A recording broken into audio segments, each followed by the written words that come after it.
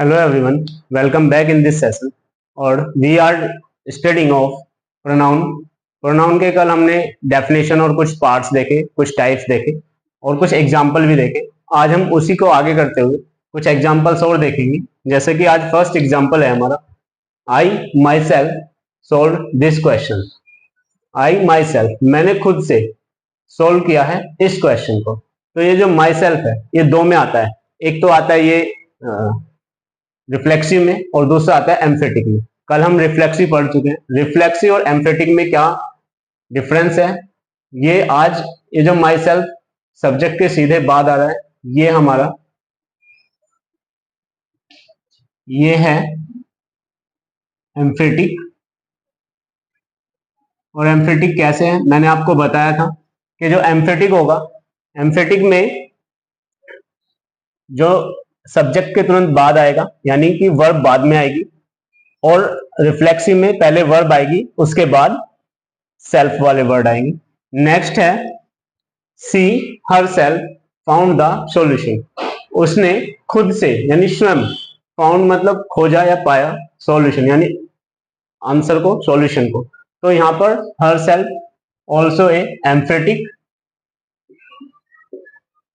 Next है they themselves admitted their mistake, उन्होंने खुद से अपनी गलती को स्वीकारा। तो themselves also a emphatic pronoun. Next example है we all try and help one another, हम सब क्या कर रहे हैं, ट्राई कर रहे हैं। वी ऑल ट्राई, हम सब ने, हम ट्राई करते हैं, एंड हेल्प और मदद करते हैं, वन अनदर यानी कि एक दूसरे की। एक दूसरे से मतलब यहाँ पर एक से ज्यादा पर्सन हो तो वन अनदर, और दो से ज्यादा हो तो वन अनदर, और दो हो तो ईच अदर का प्रयोग करते हैं। और ये किस में होता है, ये होता है रेसिप्रोकल में। तो वन अनदर क्या शो करता है कि ये रेसिप्रोकल है।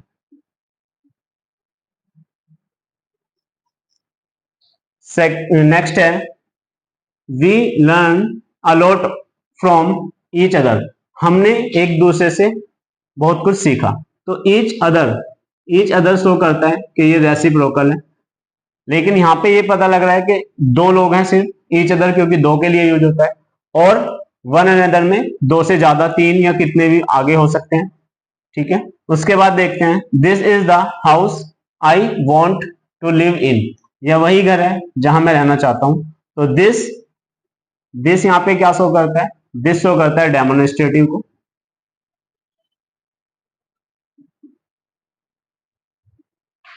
ओके, दिस क्या शो करता है, डेमोन्स्ट्रेटिव को। दिस की जगह अगर डेट होता तब भी ये डेमोन्स्ट्रेटिव को शो करता। ठीक है, उसके बाद देखिए these are the man who lost their gods, ये वही व्यक्ति हैं जिन्होंने या जिनकी गॉड्स, जिन्होंने अपनी गॉड्स खो दी है, जिनकी गॉड्स खो गई। तो दीज क्या है, यहाँ पे दीज शो करता है कि ये डेमोन्स्ट्रेटिव है।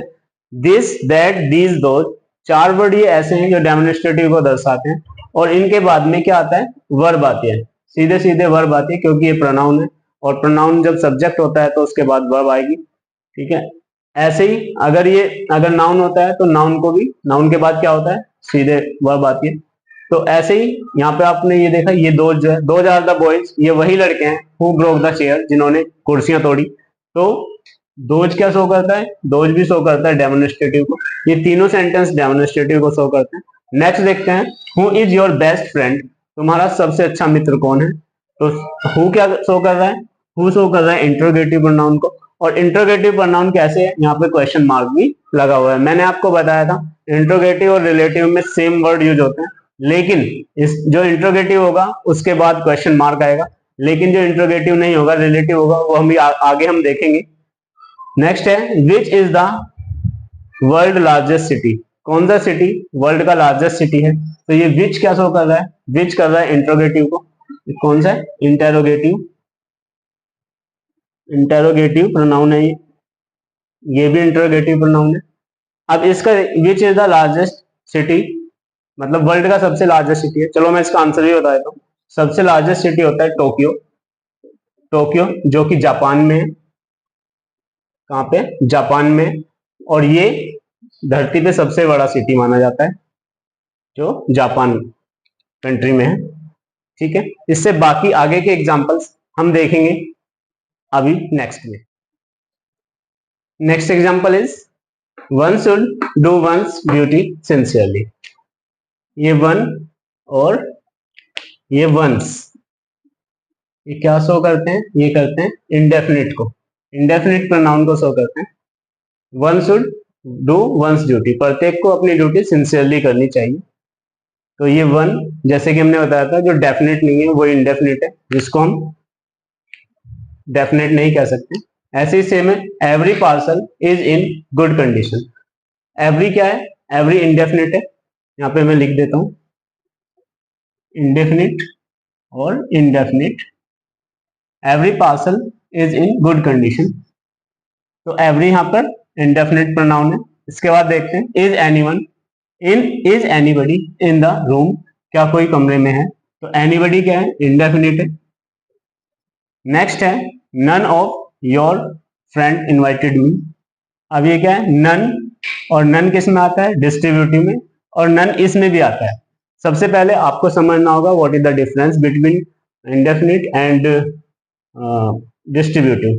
तो इनमें एक डिफरेंस ये है कि इसमें किसी एक व्यक्ति के बारे में बात नहीं होती है, एक से ज्यादा लोगों के बारे में जब बात होती है, जैसे कि ईच ऑफ देम, उनमें से कोई एक, ऐसी ईदर यू।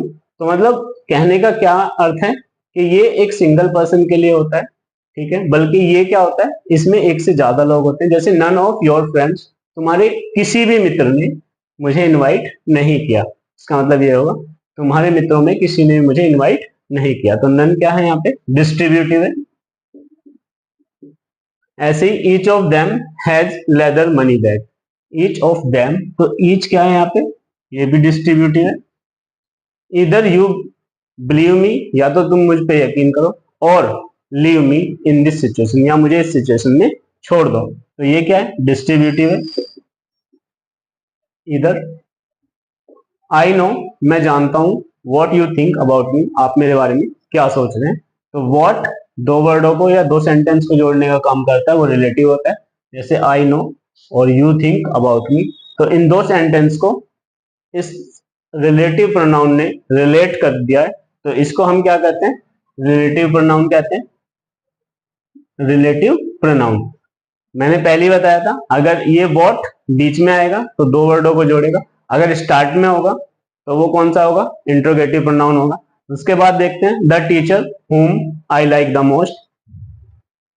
द टीचर हुम, ये वही टीचर हैं जिन्हें मैं बहुत पसंद करता हूं, तो ये हुम क्या कर रहा है, द टीचर, और आई लाइक मोस्ट को क्या कर रहा है, जोड़ रहा है एक साथ, ये भी रिलेटिव प्रोनाउन है।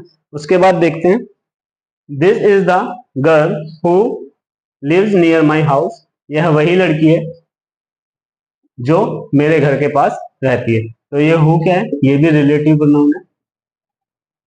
आई होप आप समझ गए होंगे अच्छी तरह से।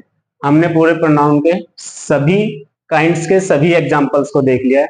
इसके बाद आगे प्रोनाउन में कुछ नहीं बचता है, वैसे और भी बहुत सारे रूल्स, मगर अभी के लिए यही देखते हैं फिर नेक्स्ट वीडियो में। देखने के लिए धन्यवाद।